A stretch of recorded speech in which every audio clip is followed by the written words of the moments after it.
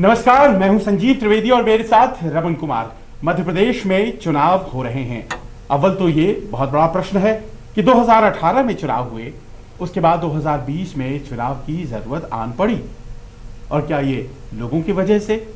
क्या कुछ ऐसी बातें हो गई थी राज्य में, या फिर राजनीतिज्ञों के बीच आपस के जो मनमुटाव होते हैं और आपस की खींचतान, आपस में सत्ता का हस्तांतरण का वो जो तरीका होता है, उसकी वजह से चुनाव हो रहे हैं। वजह जो भी हो, लेकिन चुनाव हो रहे हैं। 28 सीटों पर कहा यही जा रहा है कि यही चुनाव तय करेंगे कि आखिरकार परमानेंट हो पाते हैं कि नहीं शिवराज सिंह चौहान, क्योंकि उन्हें 9-10 सीटों की जरूरत है परमानेंट होने के लिए। उनके पास इतने सीट कम हैं। वहीं कमलनाथ लगातार इस कोशिश में कि वो अपनी खोई सत्ता को प्राप्त कर पाए। हमारी नजरें 10 नवंबर पर नतीजों के लिए रहेंगी। 3 तारीख को चुनाव है, 3 नवंबर को। लेकिन यहां बात आज आपसे दूसरी करनी है, और वो बात यह है कि इस चुनावी दंगल में, इस सियासी खींचतान में मानवता क्या कुर्सियों पर मर रही है। मैं बात अनूपपुर की कर रहा हूं।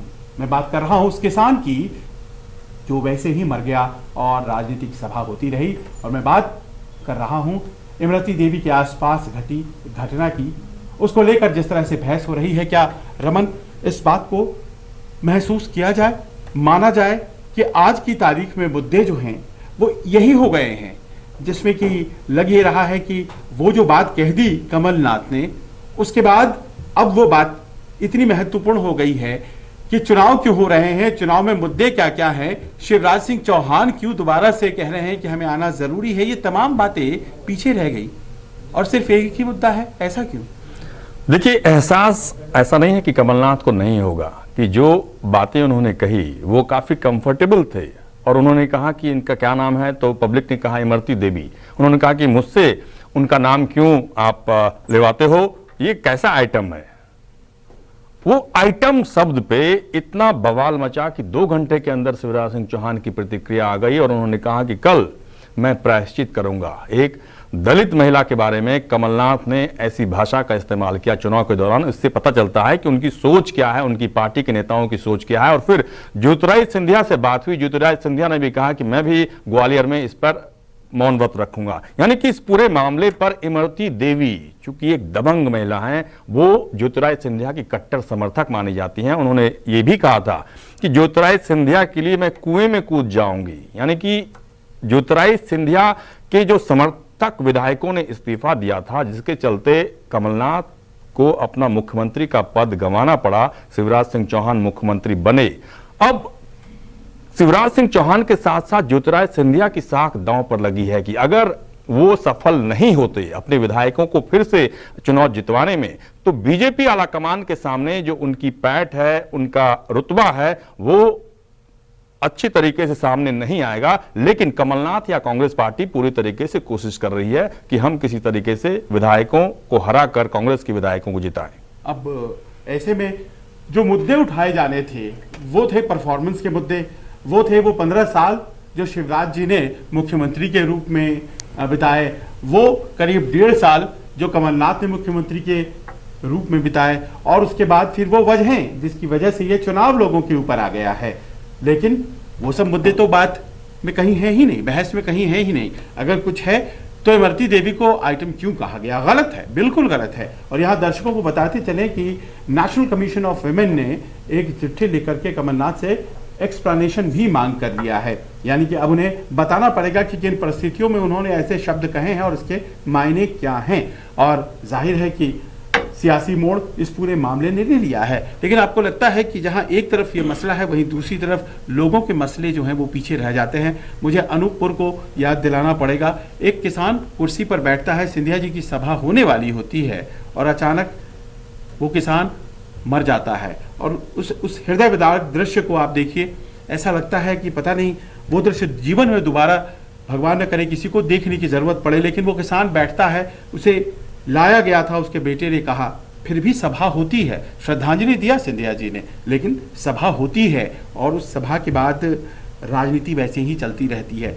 क्या मत जो है वो इंपॉर्टेंट रह गया और मतदाता जो है वो इसी तरह हाशिए पर चला गया?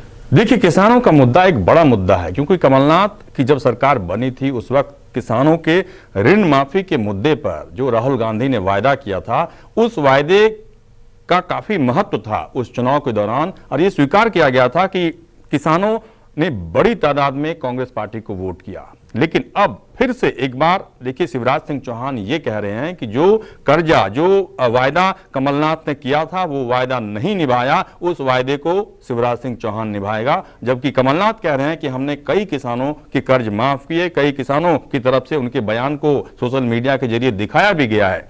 लेकिन जिस किसान की आप बात कर रहे हैं, वाकई वो हृदय विदारक दृश्य था, जिसमें एक किसान कुर्सी पर बैठा हुआ है, उनकी जिंदगी चली जाती है, उनकी मौत हो जाती है, लेकिन उसके बाद जो आरोप ज्योतिरादित्य सिंधिया पर लगे कि उन्होंने श्रद्धांजलि अर्पित की, अर्पित करने के बाद भी लेकिन अपनी सभा जारी रखी। लेकिन अभी तक ये पता नहीं चल पाया है, क्योंकि जो बातें सामने आई है उन बातों में ज्योतिरादित्य सिंधिया के समर्थक लोगों का कहना है कि उस वक्त किसान की डेड बॉडी हॉस्पिटल ले जाई गई थी। लेकिन कांग्रेस पार्टी के नेता दिग्विजय सिंह ने आज कहा कि ये ज्योतिरादित्य सिंधिया जिस पार्टी में गए हैं, उस पार्टी में गए लोगों के विचार से पता चलता है कि उस वक्त भी जब जानकारी मिली, श्रद्धांजलि अर्पित करने के बाद भी उन्होंने जनसभा जारी रखी। ज्योतिरादित्य सिंधिया को किसान के परिवार के पास जाना चाहिए, उनसे बात करनी चाहिए, लेकिन उन्होंने नहीं की। यानी कि किसान के नाम पर जो सरकार की तरफ से उनको कुछ मुआवजा दिया जा सकता है, उस बात पर कोई चर्चा नहीं कर रहा है, सब राजनीति कर रहे हैं।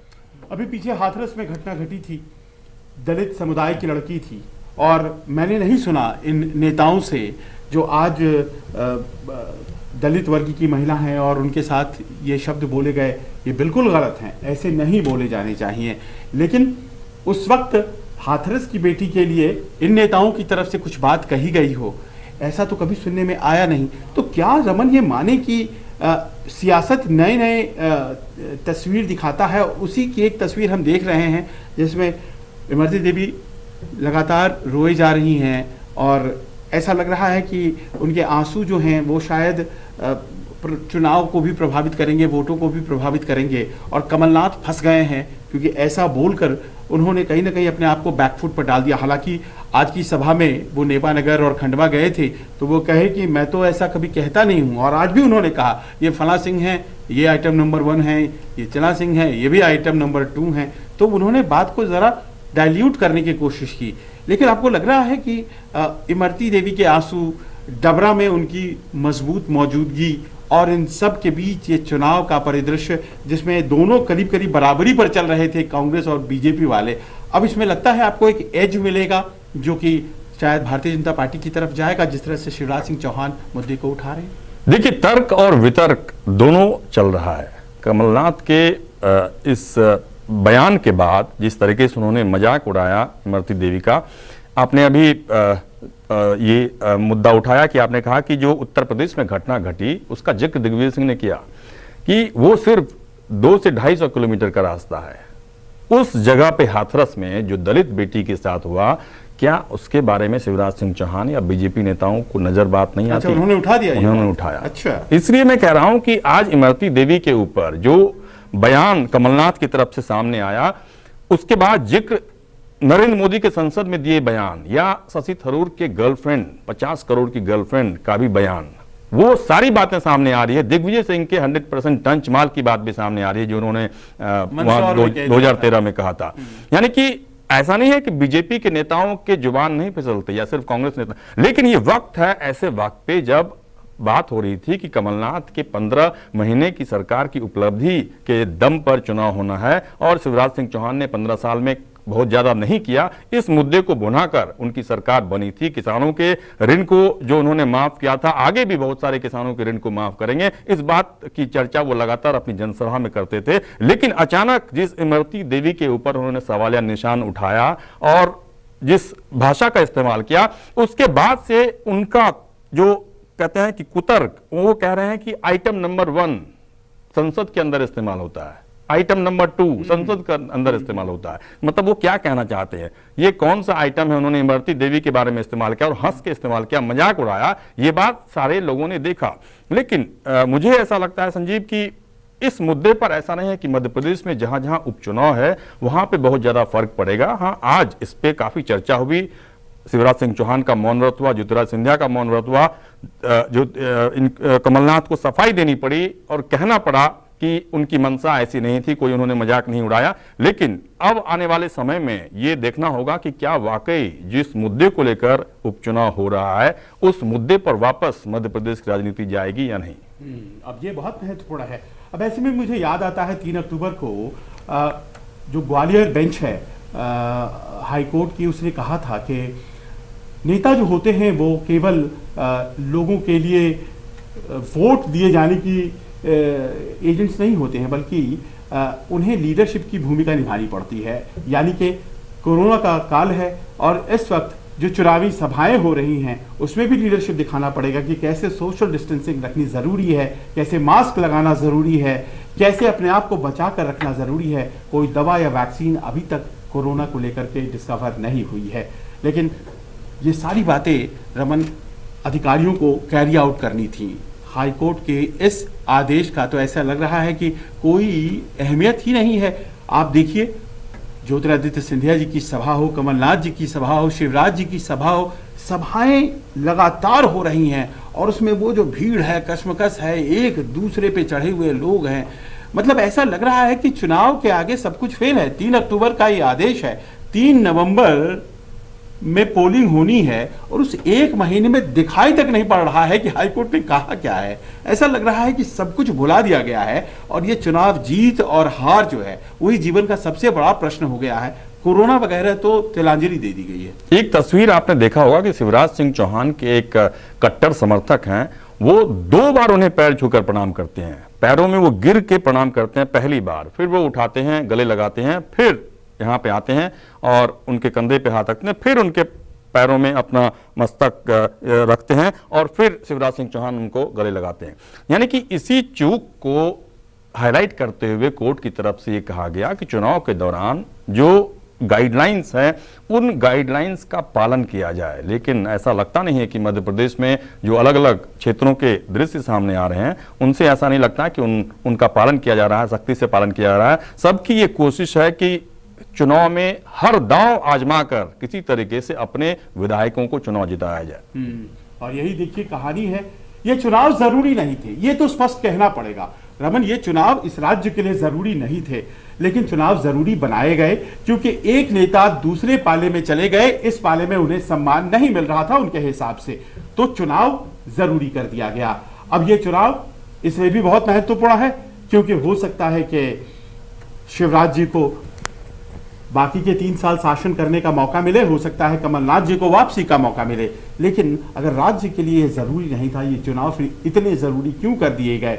कोरोना काल में चुनाव हो रहे हैं और उसके बाद हम बात करें अगर ये मुद्दे क्या हैं, क्योंकि चुनाव में टेस्टिंग होती है नेताओं की कि आपने क्या काम किया क्या नहीं किया। और जैसा रमन बता रहे हैं 15 साल बनाम 15 महीने तय होने थे, लेकिन वो सब बातें गौण हो गई हैं और सामने आ गया है आइटम। अब वो आइटम जो कि जाहिर है नहीं बोला जाना चाहिए था, लेकिन क्या उसके पीछे सब कुछ भुला दिया जा सकता है? ये प्रश्न है जो कि वोटर्स के दिमाग में जरूर रहेगा। आज बस इतना ही। हमें अपने समर्थन से अनुग्रहित कीजिए, लाइक्स, शेयर्स, सब्सक्रिप्शन सब हम आपसे मांगेंगे और समय समय पर इस तरह के कार्यक्रमों के साथ आपके सामने आते रहेंगे। हमें दीजिए इजाजत। नमस्कार।